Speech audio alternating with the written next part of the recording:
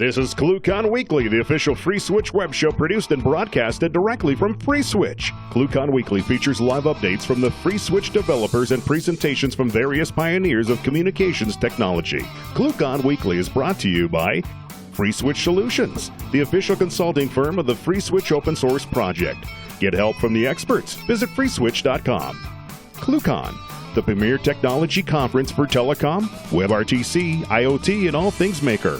ClueCon is held every year in Chicago, Illinois, and offers an all-day hackathon and 4 days of technology-rich presentations from developers around the world. Learn more at cluecon.com or call 877-748-CLUE. Hi guys, welcome. Today we're doing a special edition of ClueCon Weekly on Thursday. This week we've got Levu from the OpenSIPs project joining us.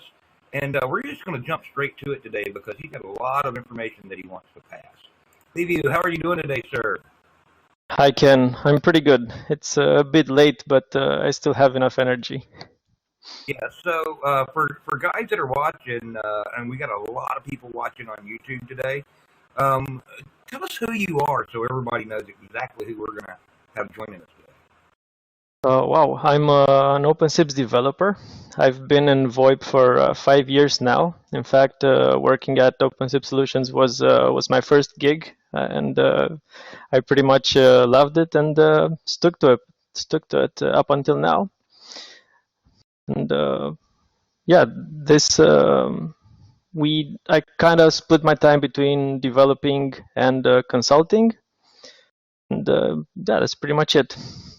Right. So you work directly with Bogdan and Razvan on a regular basis, just making sure that Open stays up to date. And cool. So cool. So I know you've got a lot of information you want to get going on today. So let's go ahead and get your screen share up, and I'll let you take it away. Okay. 1 second. Uh-oh. I turned it off. Hey, Giovanni, we'll fix that. Here. Look at how many people we've got in here today. Okay, so it should be up right now. Yep, and we'll get that back on the screen. And like that. There we go. All right, take it away. Okay, thanks. All right, everyone. So today we will be talking about the latest addition to the OpenSIPs 2.3 during the Amsterdam Summit, which is the FreeSWITCH integration, allowing you to get the most out of your FreeSWITCH server farm. To those of you who got here through only some of the channels and don't know about the rest, here is how you can contact us, the OpenSIPs team, with regards to whatever issues you might run into.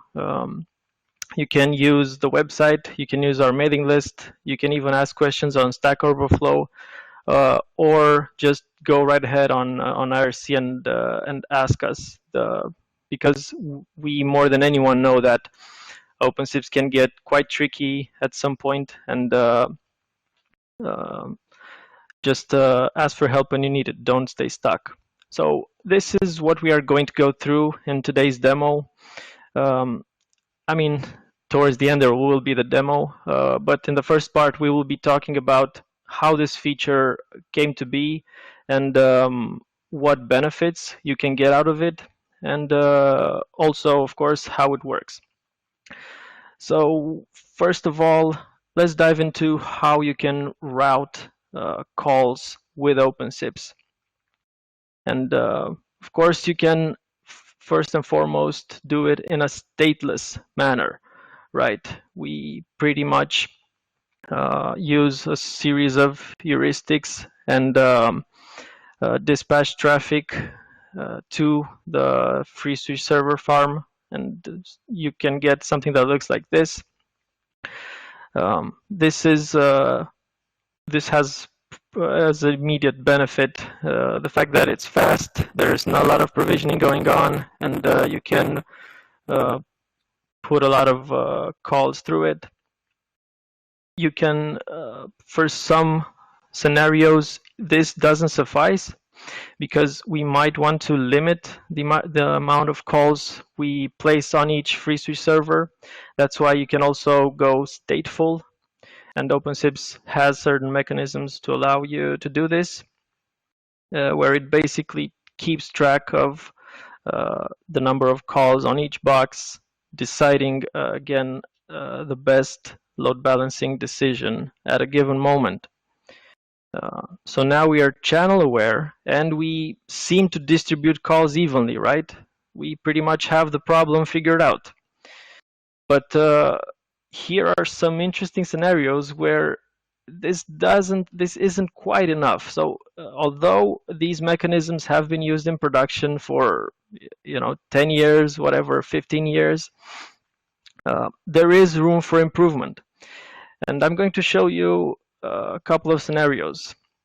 So the basic problem is that we are unaware. So although we keep track of what calls we place on each box, we still do not know what exactly is going on in there, what is the correct decision to take. For example, take this scenario. From our point of view, we've placed 60 calls on the top box and 50 on the bottom one. So the next one should go to the bottom one, right? It's pretty much no-brainer. But guess what? This is a wrong decision, because out of those 50, they were all transcoded. And this takes up a lot more CPU. That machine is pretty much into 100%, whereas the top one, who happened to have 60 but non-transcoded, is pretty much free and could take in a lot more calls. So the load balancer kind of fails. Another one. Here we know we've put, just like before, 60 and 50, but we are unaware that there is another OpenSIPs box that's also doing the same thing, that's reutilizing those PBX servers. So in reality, the free one is again the top one, who has 10 more channels available. And again, we took the wrong decision from the load balancing point of view. So we kind of see where this is going. We pretty much, in order to solve this new problem, we have to constantly be aware of the current CPU usage on the PBX boxes, as well as the number of sessions that are concurrently being used. And to make this happen, to solve the problem, we have to develop this kind of communication channel with the backend. This seems pretty scalable, right? Because we have one link for each server, so that shouldn't be too expensive to add. It would basically look something like this. We do our thing, we do our balancing, and in parallel, we receive these blue lines. We receive constant feedback from the FreeSWITCH servers, making us update our weights and giving us a lot more accurate information on how and where to route the calls. So I've been kind of talking generic up until now, so let's get down to some more concrete things and see how we transpose one implementation for this problem with the FreeSWITCH project. Taking a look at FreeSWITCH, we quickly noticed that they have a nice event socket layer, which is pretty much the project's way of controlling the daemon. You can, from what I figured out, you can issue all sorts of commands. You can subscribe and publish, subscribe and receive events from FreeSWITCH. And it's pretty easy to, they have a lot of APIs for it. You can implement clients in all sorts of languages. So out of these events, we were specifically interested with regards to the feedback link we want to implement in the heartbeat event. So we subscribe to the heartbeat event on the event socket port. And from that point onwards, FreeSWITCH will start pushing these constant heartbeats, updating our internal state. This is kind of how these events would look like. There's a lot of stuff in here, but what we are actually interested in are these three little values: the amount of CPU that's available, and the current amount of sessions out of the maximum amount of sessions that are being used over there. And we simply implemented a connector to this ESL API. In the OpenSIPs tree, it ended up being called as the FreeSWITCH module, and it's basically a driver that does the whole management of the connections transparently for whatever modules that wish to use it. For example, you can see here in the diagram that it acts as a middle layer, and with regards to provisioning, we will simply, I will tell you in the next slides, simply provision the connector URLs into the modules, into the either dispatcher or load balancer, which I'm sure you are familiar with, and it will take care of the rest for you. From this point onwards, there is nothing to worry about. It will take care of connecting, of maintaining the connection, also reconnect in case, right, you restart the FreeSWITCH or whatever, you add new ones or take them out of production for whatever reasons. And I'm going to go through how we adapted the modules, of course, the dispatcher and load balancer, in order to cope with this new addition. So the dispatcher, as I was saying before, it's our way of doing stateless balancing. There's quite a few algorithms. You can do those, that heuristic kind of distribution.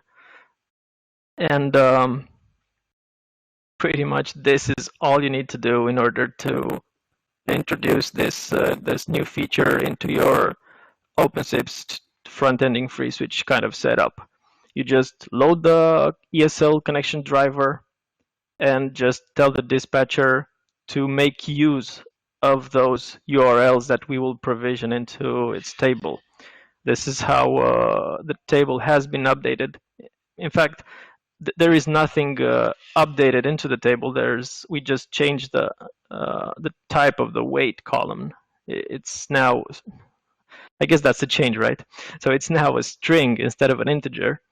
And you can also supply these kind of connector URLs. So let's quickly go through what they mean. You can username, password, right?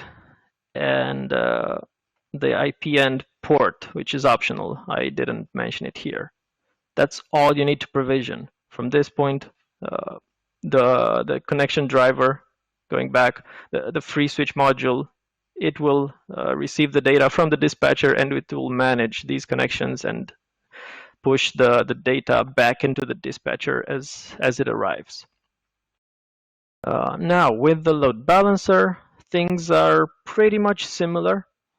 As you know, the way to introduce the limitations here is by using these so-called resources. So you can define, for example, if you want to do call limitations, you can define a resource such as channels, or if you have certain other specific uses for your case, conferences, voicemails, whatever, you can quantify those and put. Here's exactly how it looks like to make it easier to if you've not used the load balancer up until now, which is kind of an interesting thing. People tend to use dispatcher a lot more than LB. So in this case, let's take them one by one. So for the calls, the next logical routing would be the bottom one, easy. But how about for the conf resource? So in fact, the way the load balancer works, it always picks the one with the most available resources, which in our case is the top one, right? Because it has eight available conference bridges left. So that's in a nutshell pretty much how it works. And from this point onwards, similar to the dispatcher, just load the connection driver and tell the load balancer to also accept these kind of FreeSWITCH ESL URLs. And similarly, now the resources have look something like this. We have channels equals the FreeSWITCH URL. Just as before, the syntax of the URL isn't changed. And you can also additionally, you can keep doing whatever you did up until now, specify multiple resources for a single destination that is unchanged. So by the fact that you can mix them up is also allows for some flexibility. You can mix them up in the dispatcher as well. There is no limitation with regards to that. Also, a quick comment with regards to how you can deploy this and how easy it is. It is trivial. There are no additional library dependencies. All the code is simply built into the FreeSWITCH module. We literally took the FreeSWITCH code and put it there. Anyway, this was because there isn't really a officially maintained library, but this has its advantages as well, right? Although we don't get the code updates, we neither get another library dependency. So it's all good. We will keep evolving. So that means you pretty much update to the latest OpenSIPs and everything is integratable with FreeSWITCH. All in all, what have we achieved? So what are we looking at achieving with all this? What are the benefits to the platform? And pretty much it boils down to once optimizing how the way we use our resources. And this means that with by failing, maybe I should have mentioned this before, when I put in those two scenarios where the load balancer so-calledly failed, right? That's not really critical because the call still gets connected, right? OpenSIPs will simply try another FreeSWITCH box and the user will reach its destination. But with regards to how the platform works, right? We always prefer that we avoid this kind of ping pong. So this is an immediate benefit. We are reducing the bandwidth usage and making the most of our resources. And also on the user side, by doing this micro optimization of knowing which servers are truly available and avoiding the rerouting of their call, we connect their call quicker, right? The PDD is lower, the post-dial delay. The user receives a ringing tone much faster. Also, with regards to CPU balancing, there is an interesting point to make here that all the free switches will be balanced from this point of view. So the conferences will be better, the conference quality. You can, I'd really appreciate some further comments on this from you guys who work with conferences in RTP all the time. But I'm pretty sure that it's better to stay balanced for the quality of the call. So for example, anyway, if I have I'd rather have 5 and 5 conferences, keeping the 2 boxes at 50%, rather than having 8 and 2 on 2 boxes, keeping the 1 box at 90%, right? So I'm pretty sure there's a difference. Yeah, there's what Levy is talking about here is when you're doing conferencing on FreeSWITCH, there's definitely a CPU component in there. So you're getting that CPU feedback now back into load balancer or distributor, so you know, okay, I don't need to start up another conference on this block that's already reaching capacity. Let's put it on the Right. better, more available CPU. Right. And I would, before we go into the demo, if there are any questions from anyone, has everything been clear so far? I don't know. I guess you have to unmute yourselves. So if you're on the Verto communicator, just hover the mouse over the window, unmute yourself, and let me know if there are any questions.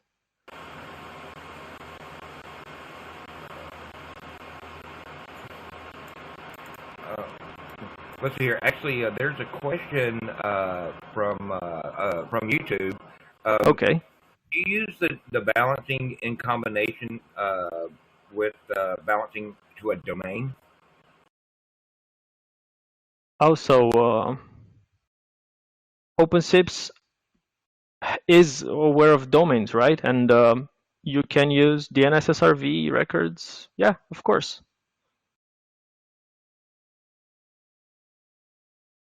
But so I guess the question is whether you can extract the SRV records. So if it does some magical extraction, and I guess the answer is no. So that domain will be seen as one destination, right? And from there onwards, your calls will indeed get routed based on your DNS SRV policy, but that's not something that the load balancer is aware of. Right. But yeah. Okay, so he's clarifying that, asking about on the to domain, the $TD. So you can pass that and use that as a key for balancing. Oh, so that's going in a completely different direction. So now we want to dispatch based on the hash, right? Hashing the to domain. And definitely you can do that with a dispatcher. I mean, if that's not in there, I'll just make a feature request for it. I'm pretty sure it is.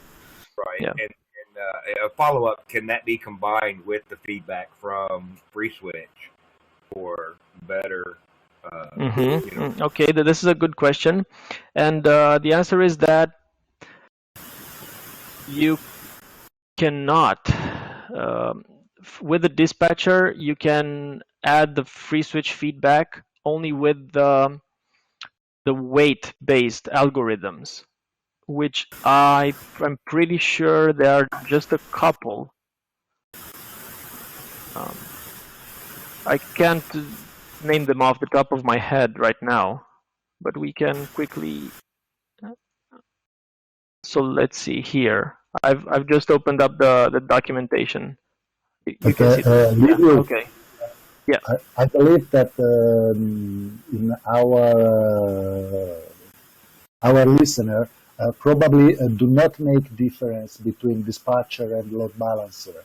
So you can just talk about both of them, or talk about just the load balancer, because they usually think Yes. probably also in terms of Camaleon that there is only one module.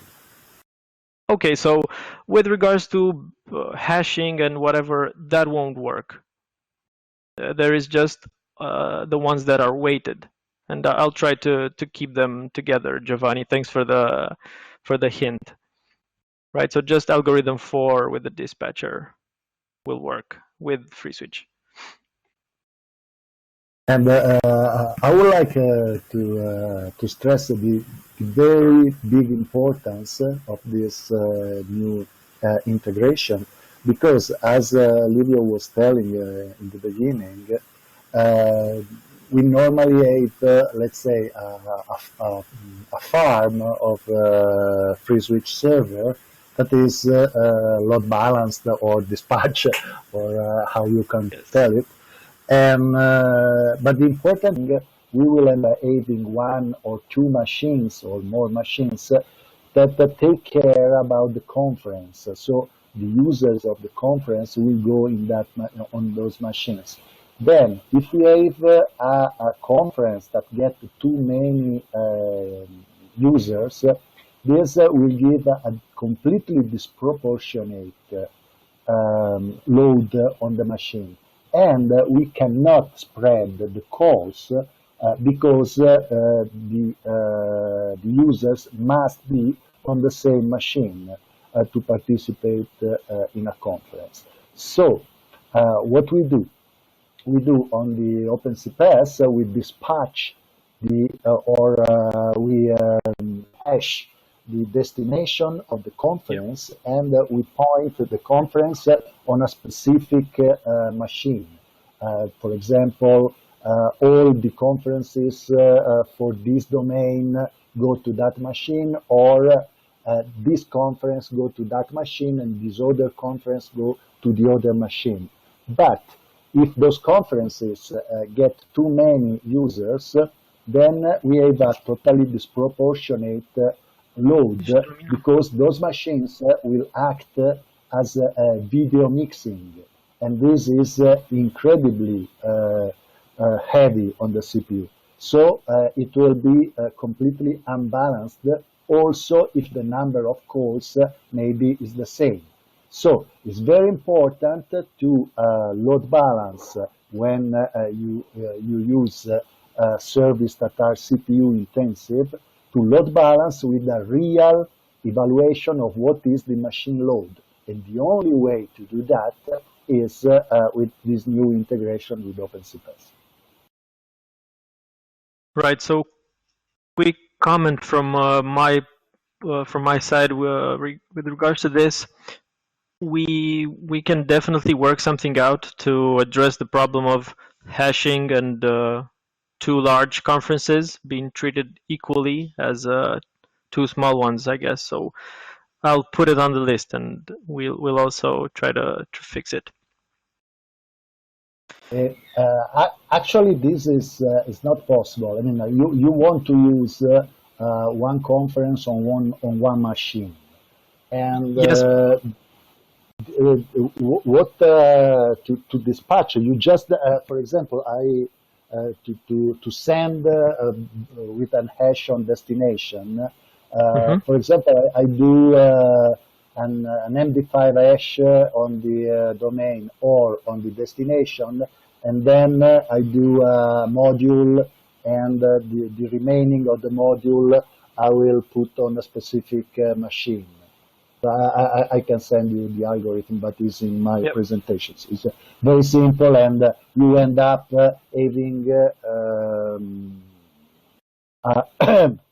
same destination on the same machine in a dynamic way. And this works also, for example, if that machine goes down and another takes its place.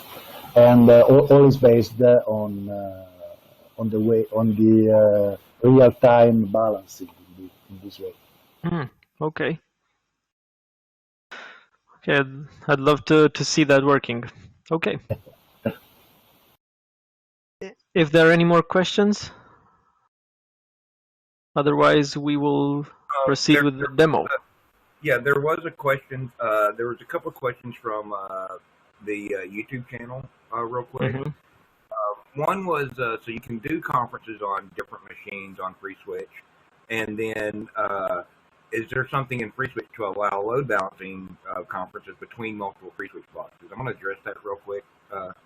So you can't really have a conference spread across multiple FreeSWITch boxes, because FreeSWITch is an MCU.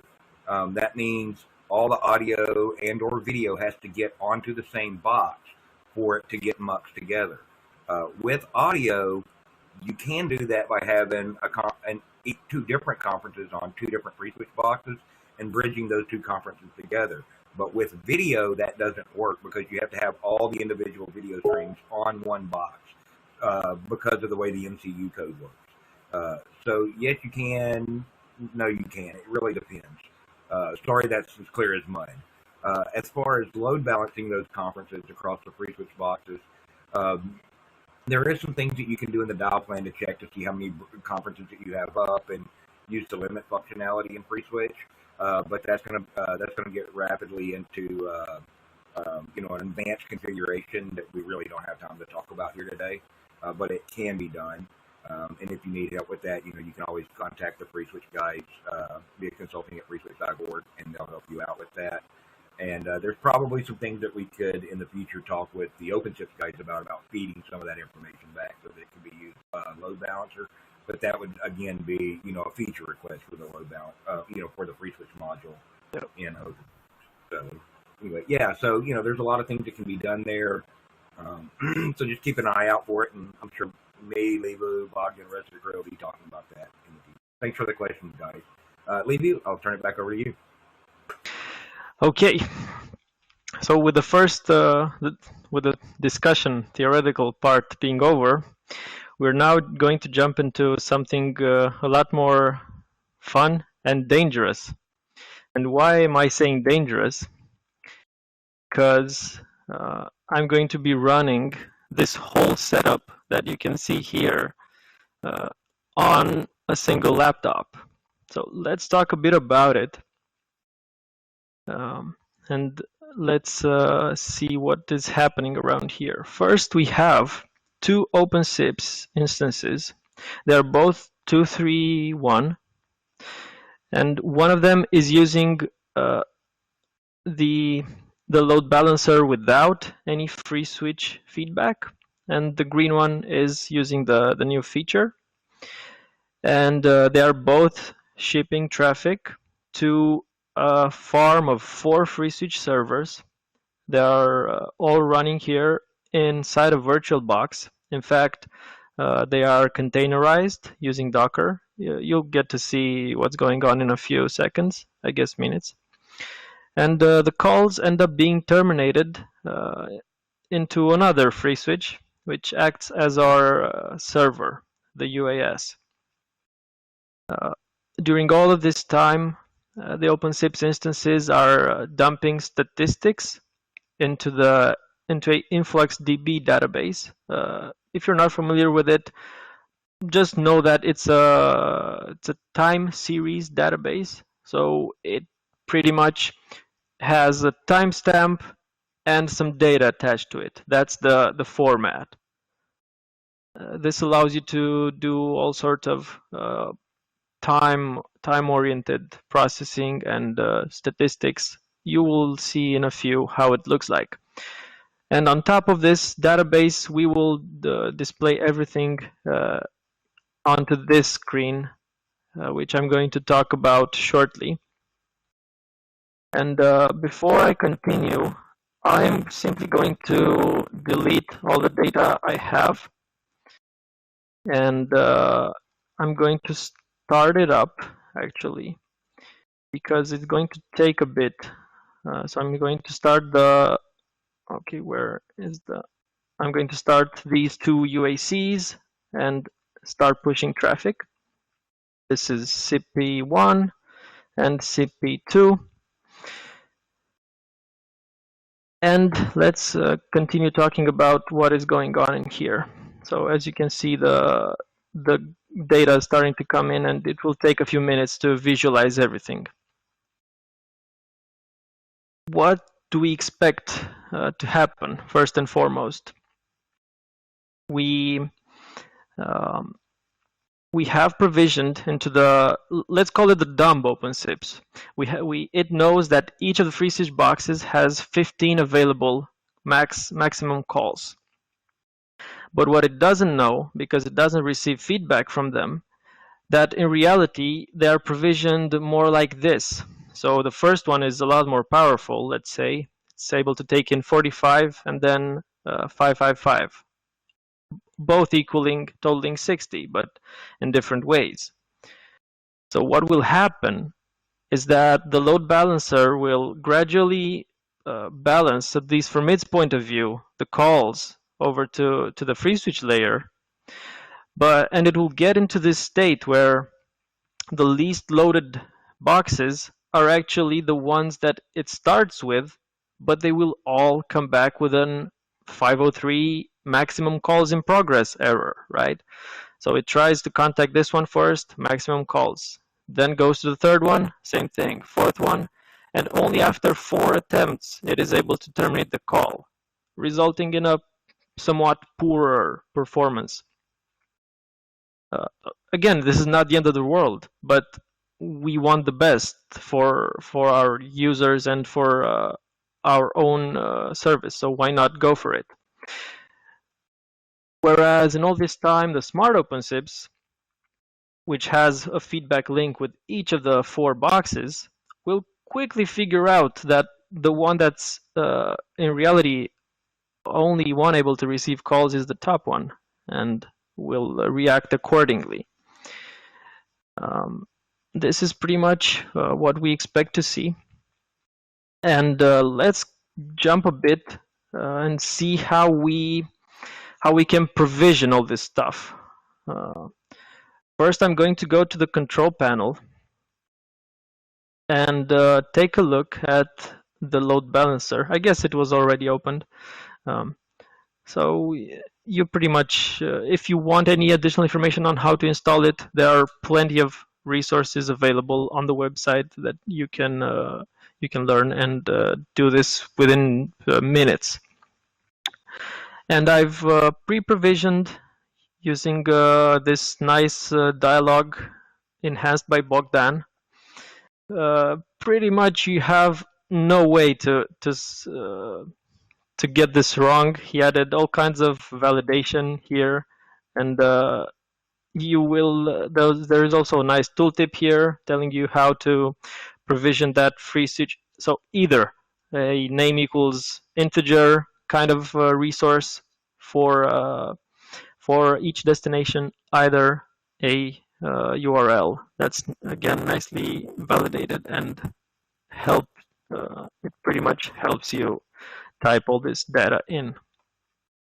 And let me go back. So once this is all taken care of, also interesting to note, I'll make a slight pause here, is that this is actually fetching the data from OpenSIPs. So all of this has been, as I went back, it did a listing, and we can see that we pretty much got the expected behavior out of the dumb OpenSIPs. So somehow it ended up sending the calls to the top one, but maybe only after some struggles. Anyway, and this is how the bottom set looks like. And as I was saying, that's all we need to do from this point. They will all be handled. And next, I'm going to talk a bit about the configuration file. Let's look at how my OpenSIPs that are running look. We can see that there are 2 config files, the LB and the FreeSWITCH LB. And I guess it would be most helpful if we look them as into a diff window, which I cannot. Wait 1 second. Okay, this is much better. And let's take a look at the differences.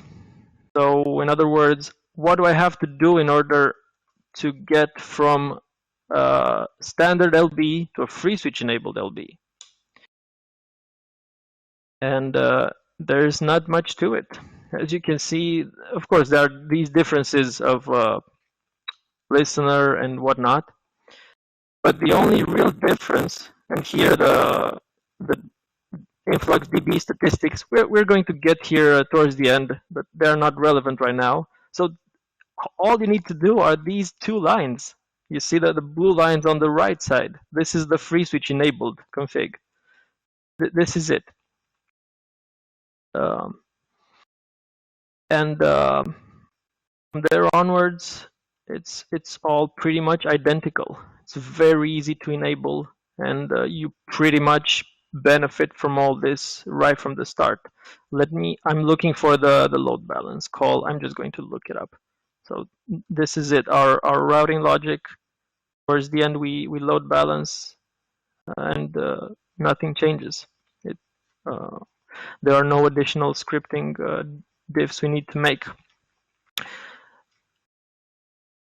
let's take a look at the FreeSWITCH side. So the question now is, what do I have to configure on the FreeSWITCH for all of this to work? And I'm going to hop in on the VirtualBox, and from here onwards, I'm going to use. Let's go to the top box, the one with the 45 calls. This is a Docker macro. If I can, the Docker exec thing. If you're unfamiliar, if you're curious about the go-to, and let's take a look at the configuration within the conf directory. We first have the main switch file that's in autoload configs, the switch conf file.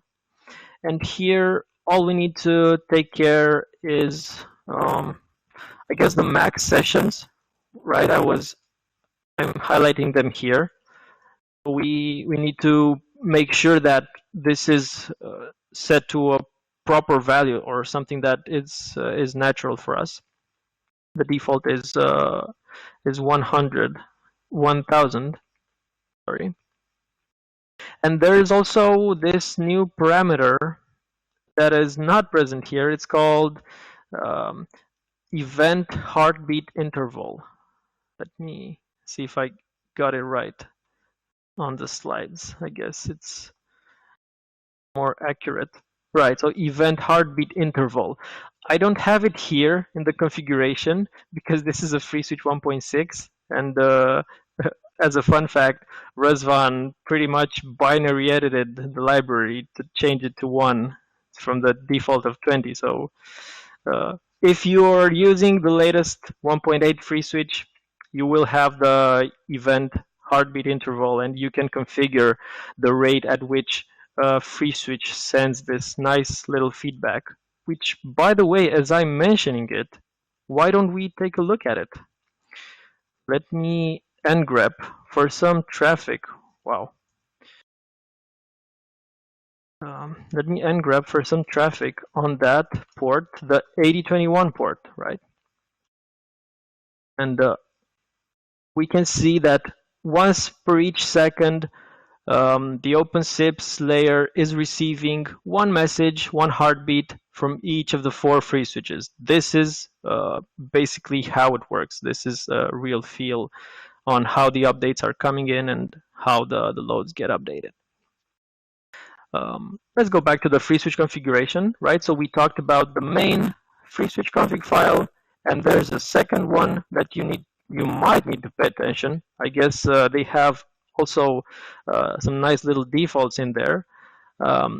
But anyway, it's the event socket conf file.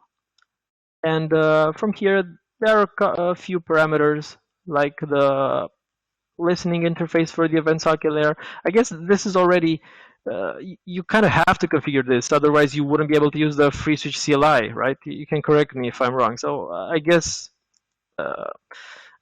you won't have to worry about this one too much because you're already familiar with it. And right, we are done. We are done with the FreeSWITCH side as well.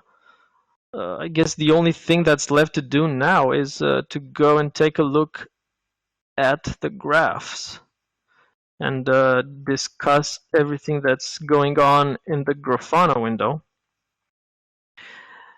And what we have here are, first and foremost, here on the top left window, are the overall replies that are hitting the OpenSIPs layer from the FreeSWITCH boxes. So you can see that, and of course the green, I guess I could have chosen different colors, but that's another discussion.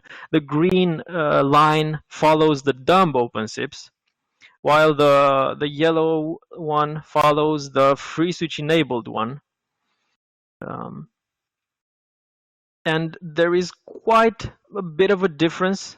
Again, this is partly due to the fact that we are kind of running this scenario into the most extreme case, right, where we fill up all the boxes, and you I'm imagining that you wouldn't do such a thing in production, so things would be a bit smoother. But we want to show how things can the rate of improvement in the best case, right? And there is quite a difference. The left side layer receives a lot more replies, and here on the top right side are the negative replies. So in fact it's a rate. So there's a difference in quantifying. So the left graph shows strictly by numbers. So over time, how many total replies have arrived, whereas the right one shows per second. So each second incrementally, right, or as a sample, or sample amount of negative replies. And we see the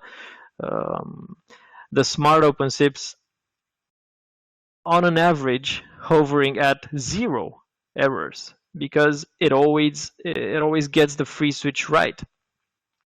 There are a bit of spikes you see here. Those are due to at ClueCon when I did this setup. I was pretty much I didn't know what they meant, but they have to do with the fact that I'm reusing CPUs. So the virtual machine has only one CPU assigned, and also with the streaming and everything, it gets worse, and it might have this stacking effect where you get some burst replies. Right. So getting back, the smart OpenSIPs constantly finds the right decision, whereas the dumb one, let's say, struggles a bit. Right. You have these. It takes a bit. So, for example, if we are putting it, you can see there are up to some 5 negative replies per second. I'm not putting that much CPS on it. It's just like 10 CPS or something. And on the bottom side, we want to see how the PDD, that's the post-dial delay, right? The amount of time it takes until the user, since the user dials and until they receive that first ringing tone. So how long does it take? And we see the smart OpenSIPs, that is the yellow one, a bit improving. So again, there are some outliers. It's due to the Docker setup, but the majority of calls are a bit improved. So we don't expect this to improve by miles. That's how improvements work. If we get like a 5% improvement or in PDD, that's most likely a huge gain. And this is pretty much what it looks like when we put this to the test. Let me show you. I guess I could take a few questions here if you have anything about this setup, about how we approach the testing and the provisioning. Please feel free to ask. Otherwise, I'm going to go into how we can extract the statistics. Maybe you're interested in that as well, and close it out. We have one question real quick from the YouTube channel that I think is actually pretty interesting. What are you using to do the graphics here? Oh, right. So I'm going to go into this. It's called Grafana, and it works. It's a web interface. Once you install the package, it pretty much does everything for you. It even installs, the necessary Apache configuration and starts everything up for you. All you have to do is just go to localhost on port 3000, and pretty much from there you can.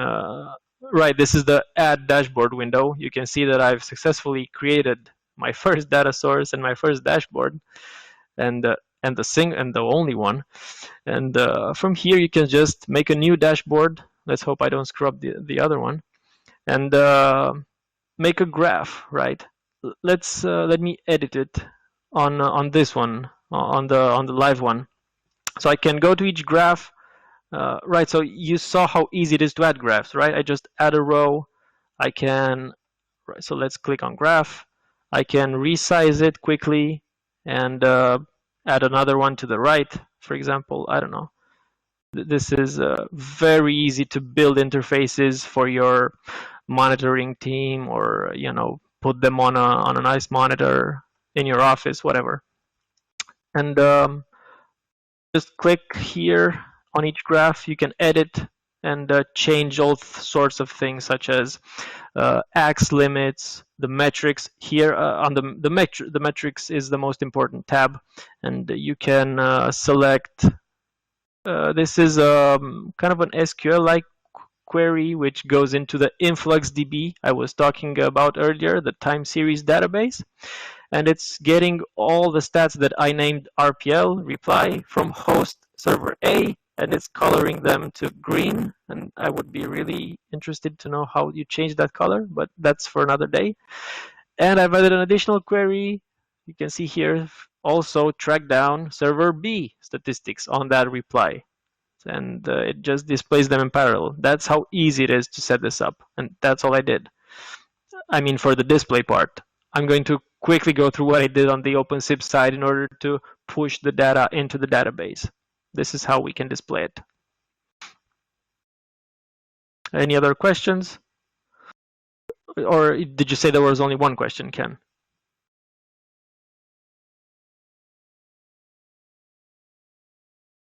Okay. Actually, we did have another question just come in. Can you share the scripts used to set up your demo Docker environment? Absolutely. Yeah, I will put them up after the demo. Awesome, thank you.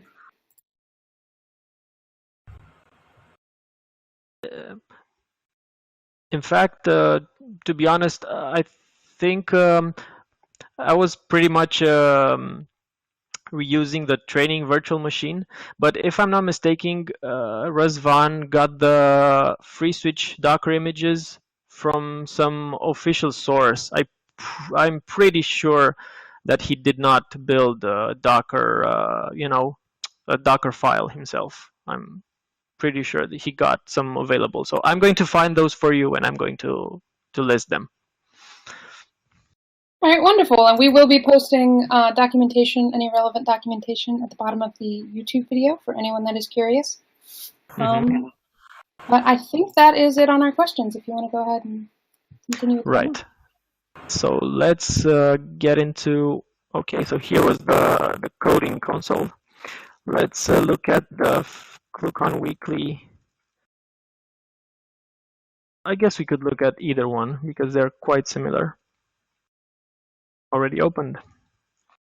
Let's close one of them, and I'm going to quickly go through how I dump the stats to the database. If you're not familiar with OpenSIP's timer routes, this would be a good time to learn a bit about them. You can use a timer route for any kind of periodic thing you might want to do for your service. In our case, I defined a timer route that runs once every second, right? And we simply fetch all the statistics that had accumulated in that past second. There's a division here, seconds and microseconds. That's for another day. And out of the total seconds spent, and clear up those statistics, and simply store them. Let's go to the InfluxDB storage route with a post, with an HTTP post using the REST client module. And that's pretty much it.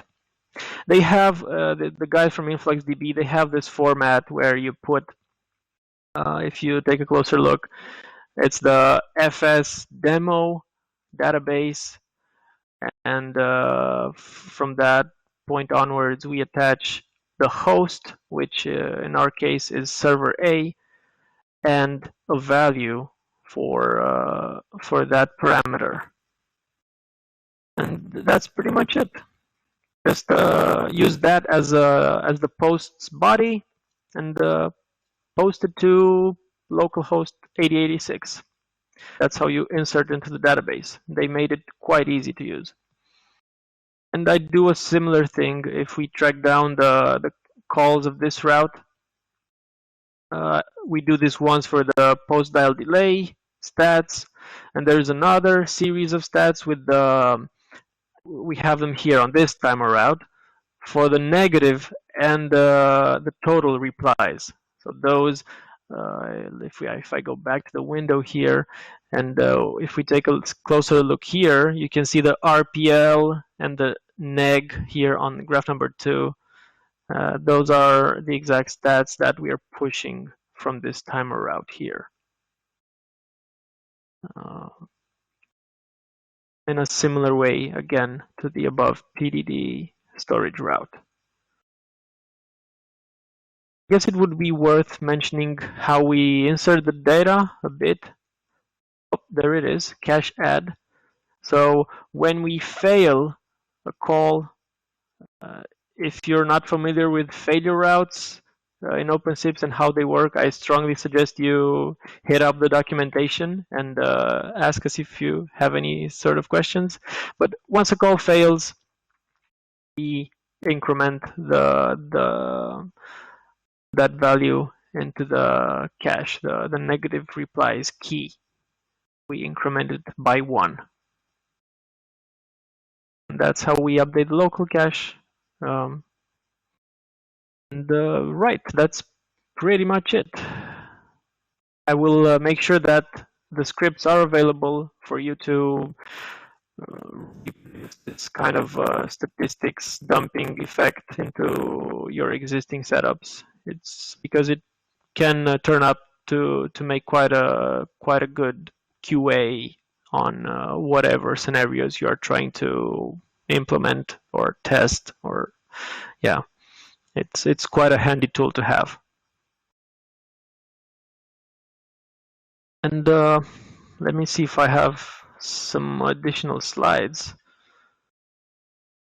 So once that we went through how we feel this working and got a better feel for how all the interaction is taking place, some things about the deployment I guess are left to mention, but we already talked about them.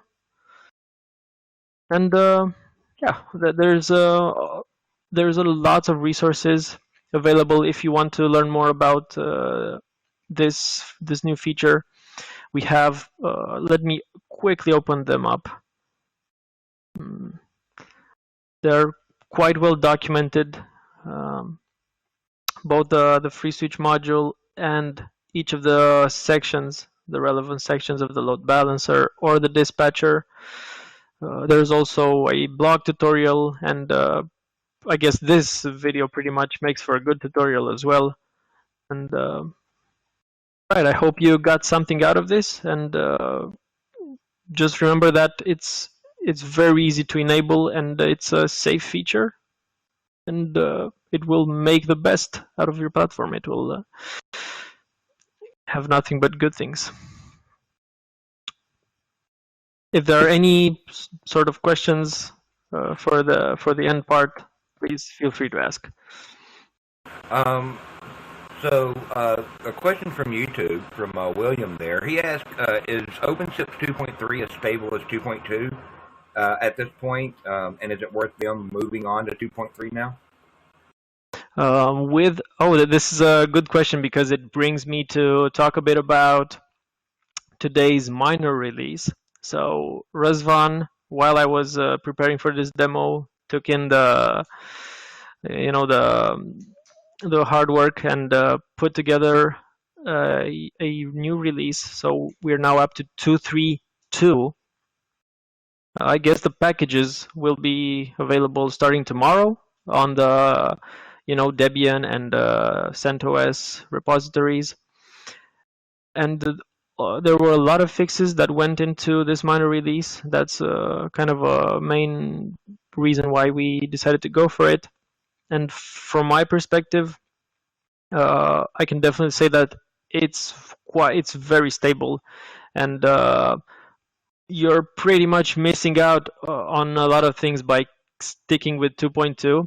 Although it's an LTS release, and a lot of people are a bit reluctant to switch to 2.3, and they're kind of saying that, okay, I'm going to wait for 2.4, which again will be a long-term supported release, but that's kind of going to be out in, I don't know, May next year, right? There's quite some time left, and you'll be missing out on a lot of nice features of 2.3 by not upgrading. So stability, it's good, it's great. It has, think about it, we released it in May, right, during the summit. So it already has like a half a year worth of testing from various companies around the world. So it's gotten pretty stable right now. There's all the more reasons for you to test out the new cool features in it. Yeah, cool. And I want to jump in here talking about versions for FreeSWITch. Okay. We actually got a question from the YouTube channel. Is FreeSWITch 1.8 a stable release? Well, we haven't quite released 1.8 yet. We're still working heavily toward actually getting to 1.8.0 right now. Anybody watching that wants to help us out, please check out the FreeSWITCH master branch. There are packages available, and you can test that on Debian 8 right now. We'll have Debian 9 packages out before long for everybody to test with. We're going to ask a lot of people to test on that and report anything they find back to us to help us get it stabilized, because 1.6, we're going to be discontinuing that before long. You'll still get bug fixes and security patches and that kind of stuff, but all the new development is headed into 1.8. So if you want any of the new features, that's where they're going. So help us out. You can grab those today. Just follow along on the master branch, or watch for the announcement coming out where we have initial early access 1.8 packaging, and follow anything you find on Jira. Help us out, because we can't test everything. Just like with OpenSIPs, they can't test everything. So and we really need that feedback from you guys. Even if it's just a small bug, follow Jira, whether if you find it, and let us know. That way we can look at it. And thanks for asking, guys. But yeah, thanks for all the good information we do. So what else Thanks do you for having me. What else do you have? Hold on. I'm going to ask you a question. Sure. I know, aren't a lot of you guys going to be in the United States here in a few weeks? You're referring to the training, or? Yeah, I'm referring to training. There's going to be quite a couple of visits by our team to the United States in the coming month. First off, we're going to have the OpenSIPs training. I'm not sure. It's kind of packed, so you might want to. So don't take my word for it that there are still some spots left. I'm not sure. So that's going to be in mid-September in Houston. So you gotta tread lightly. It's all I'm going to say. And towards the end of the month, or in early October, there's going to be the Astricon, and they're going to be headed off to what was it? Atlanta, yeah, something like that, or Florida. Anyway, Yeah, so yeah, Orlando, Florida, I believe this year. Florida, right. A while away. So quite some activity in the U.S. Although we're European, but we can take all these travels. We're prepared. Cool. Yeah. So yeah, a lot of people are wondering about the training in mid-September in Houston, especially the guys here in the state. They know that Houston just got whacked with a major storm. I actually talked to Alex Gullis, who's helps out with the OpenShips guys a lot. I spoke with him earlier this week and asked him if it was still going to go. And the venue, the hotel where they're having the OpenShips training, actually survived quite well. So if you That's got good your news. yeah. So and Alex and a lot of other guys that we know, that are related to the VoIP community here, either with OpenShips or FreeSWITCH user base, or Michael Graves from the VUC lives down in the Houston area, and so everybody that's wondering, those guys are all safe, and they were very lucky for the most part in not having their houses completely trashed up by the storm. So that's really good news out of there. But Alex says the venue's good and that everything's going to be good to go, waiting on everybody to come in. I think by that point the area airport should be open back up. I know there's a massive response from various levels of government and private community, people that are going in and helping out. So look forward to see who all actually shows up down there, and it'll be good. For if you go in, you get to hang out with Liviu and Bogdan and the rest of the crew. So they're good guys. Go check them out. And if you can't make that one, I know they've got a bunch more coming up, and of course they always come in and hang out with us at ClueCon every year. So on that front, just a quick plug for ClueCon. Keep an eye out for the alerts. I think early bird registration for ClueCon actually opens in the next, I think it's going to open on September the 1st this year. So you guys watch out for that. Let's see here. Yeah, also, I know you guys have OpenSIP Summit next summer. Have you guys started registration for that yet? Or is that something that you guys will be doing in the near future? Well, that's a good question. I guess we haven't, but we are planning to open it as soon as possible. We've been doing it. We've been improving our process of opening up the registration quite a bit in the last couple of years. So we've been moving it further back and back with each year. So I cannot give you a specific time when we're going to start it, but it's going to be pretty soon, because after all, it's going to be scheduled in May, right? So there's I don't know, 8 months left. Yeah, man. I could tell you, as part of the FreeSWITCH as part of the ClueCon organization team, that it's quite fun, and we can relate to that. There's a lot of people don't realize how much work goes on behind the scenes ahead of time. You're just all the logistics, and I know I do some of it, but shout out to Sharon and Kathleen on that, because they do so much work behind the scenes that you guys never see to make that happen. It's crazy, So thanks for you guys for doing the summit. That's a lot of work, and thanks to Kathleen and Sharon, from me, Brian, Mike, and Tony, because we couldn't pull off ClueCon without them. Plus everybody that shows up. So you guys go check out that information. And there's been a lot of information that you got in here today, Liviu, and a lot of cool stuff. I know I'm playing with OpenSIPs and with Dispatcher and the FreeSWITCH module now, and that's really cool stuff there. And we're looking at actually using some of the load balancer stuff in a project, so that ought to be real fun as we look at how we can deploy that, along with the clustering that you guys have in OpenSIPs now. So all that stuff all works together. Any last words before we let you get to your evening there? No, I guess I pretty much covered everything I plan on going through, and I hope everyone got something out of it. And if you have any more questions, or you have any more trouble with your setups, any VoIP kind of problems you wish to solve or don't know how to approach, don't hesitate to give us a shout out. We are always available to help and